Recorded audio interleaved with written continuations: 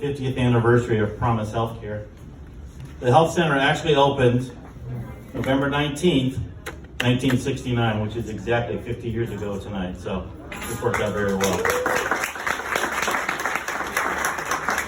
Today, 50 years later, the Community Health Center has grown and is joined with Smile Healthy as Promise Healthcare and is expecting to serve 13,000 patients this year.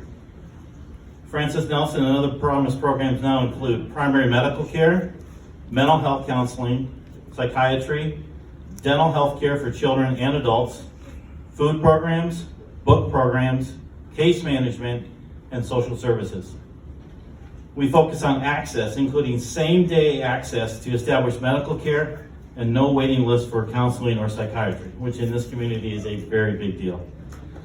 Quality, delivering high-quality care that's been recognized nationally as compared to other health centers and regionally as compared to all the area providers. Collaboration, Francis Nelson and Promise Healthcare work to collaborate with others in the community to provide the best and most efficient care possible. Key collaborators today include CARL, OSF Heart of Mary Medical Center, United Way of Champaign County, the Champaign County Mental Health Board, Parkland College Dental Hygiene Program, the University of Illinois, Rosecrans, and many others.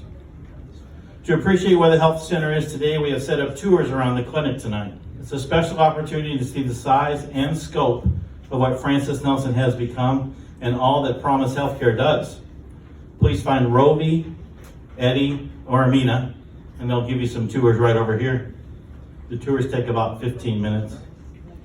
When the board started thinking about the milestone of the 50th anniversary, we wanted the community to come and celebrate with us and also understand the health center's past, present, and future.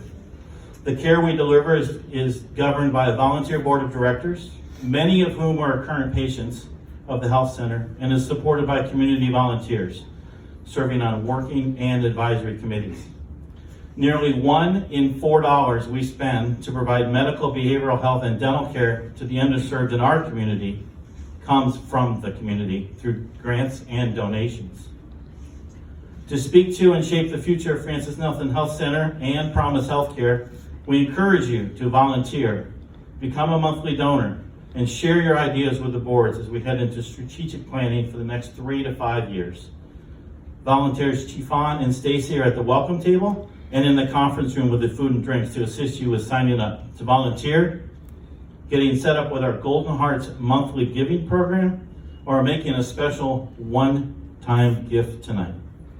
Posters are also out for people to share your dreams and visions for what the health center should do next. It's important to recognize those who came before us to create the health center and help make the local access to care for the underserved possible. We're very fortunate to have one of those leaders with us tonight. William Smith is here with his wife Charlene from Ohio to share some of the early history of the health center. William Smith was born and raised in Champaign. He graduated from Champaign Central High School, go Maroons, and holds a bachelor's, master's, and law degree from the University of Illinois. As a student, he was an activist and part of a movement to address racial injustice, healthcare equity, and much more. After leaving Champaign, Mr. Smith led a very successful career, continued to work on equity issues, including as an administrator for Ohio University. Please join me in welcoming Mr. William Smith.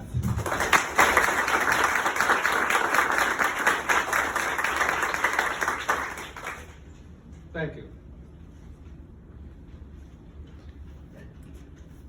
I did the tour early, and it is awesome. I really encourage anyone who has not taken the tour to take the time out this evening to find out the full scope of what these people are doing. It is outstanding. It's amazing. I'm in awe at the scope that Francis Nelson Health Center now covers and how well it covers it.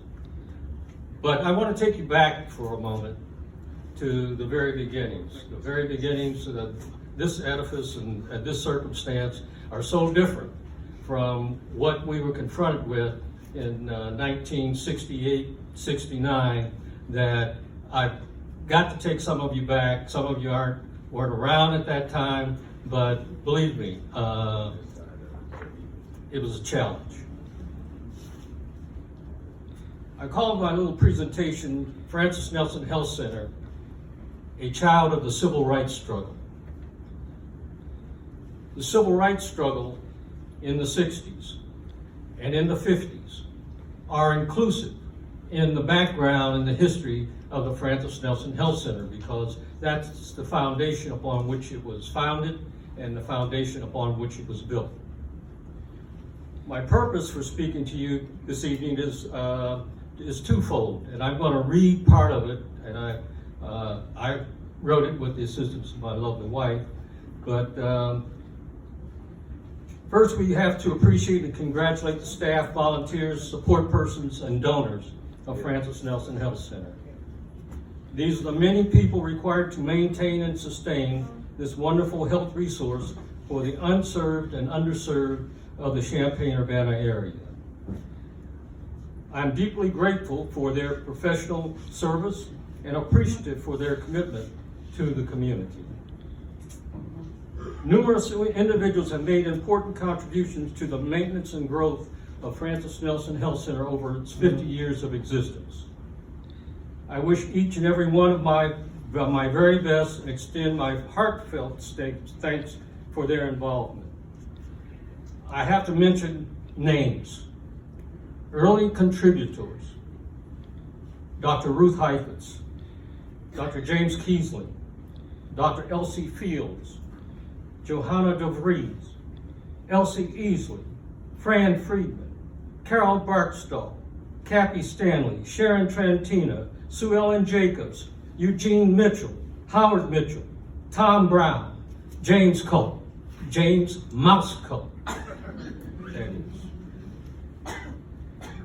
My second purpose, and the one that will take most of my brief presentation, is to identify and recognize the roots of Francis Nelson Health Center. The beginning predates the move in 1969 onto Carver Drive in North Champaign. The historical, racial, and economic divide in Champaign County provided the basis and need for a community health renaissance. To understand the origins of Francis Nelson Health Center, we must first understand the leadership dynamics within the Champaign-Urbana Black community in the late 50s and on into the early 60s. The period saw the Black clergy serve as civil rights leaders by the CUIA, or the Champaign-Urbana Improvement Association, which led the economic boycott of J.C. Penney's because of their biased hiring practices. J.C. Penney provided me with my first opportunity to be an out-and-out activist. I was a junior in high school at the time, and J.C. Penney came to town and wanted to open a store in downtown Champaign using the same standards as other stores had been using in downtown Champaign. No blacks could be in visible roles, such as salespeople. Not that salespeople made a lot of money or anything of that nature. It was that we do not have a community that will accept black people in roles of service.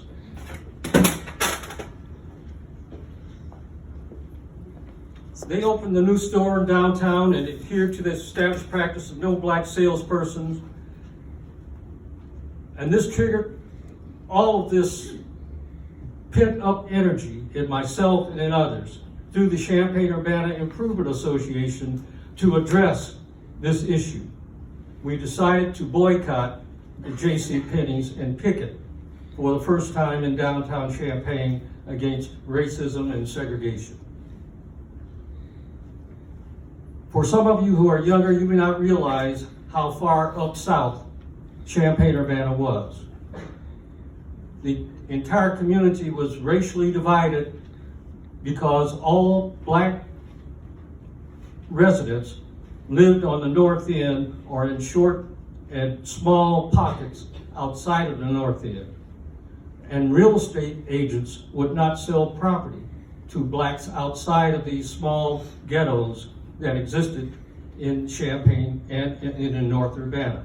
So the North End, as became known, by the way, it was called the North End by people from outside of the North End. We called it our neighborhood.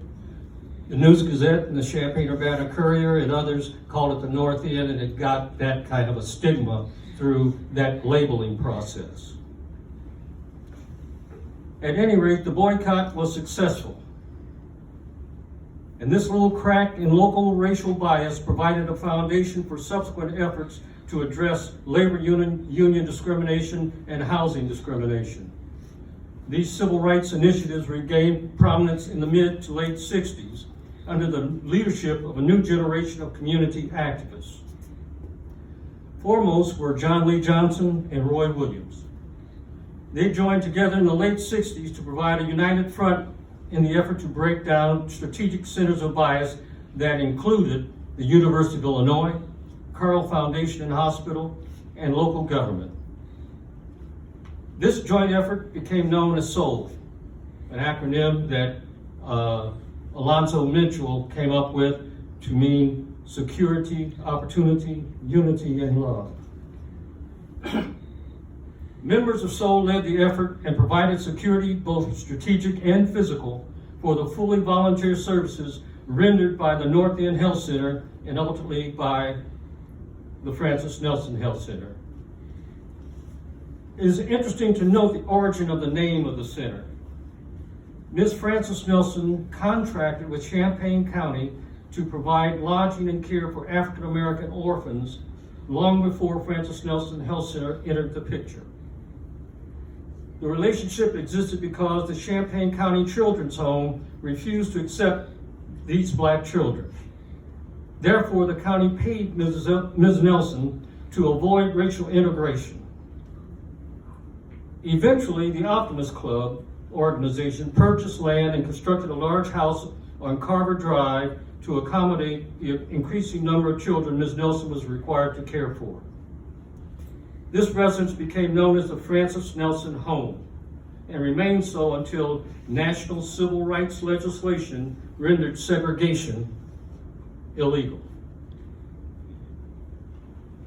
Francis Nelson Health Center's predecessors, the North End Clinic, was displaced by urban renewal in early 1969 and negotiated a transfer of the property still owned by the Optimist Club.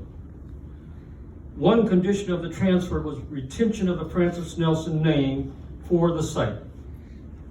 Done. Circa 1969. I have often wondered why Ms. Nelson's service to Champaign County has been ignored or forgotten rather than appreciated and celebrated.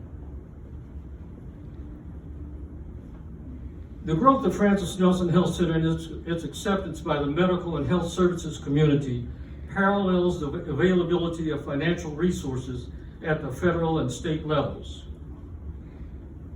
I applaud the joint ventures that now include Carle, the University of Illinois, and governmental agencies at all levels. A far cry from our original volunteers, Peoria Archdiocese funding, and community donations of labor and funds. No longer do progressive and supportive individuals have to finesse their support rather than openly serve and develop programs with Francis Nelson Health Center. By that I mean, our volunteers, both doctors, nurses, and other professionals that volunteered initially for Francis Nelson, could not do so without fear of retribution from their colleagues, from the entities that they happen to work for or work with.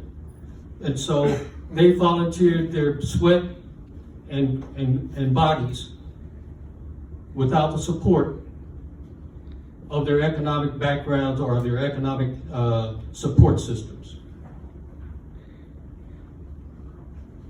Even though we now have professional help out of the closet, so to speak, able to openly help, we still have a long way to go before healthcare is equitable and available to all. But Francis Nelson Health Center is part of the solution and a significant community asset. yesterday, today, and tomorrow. True to Dr. King's vision,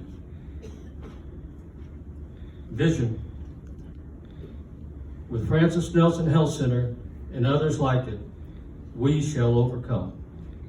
Thank you.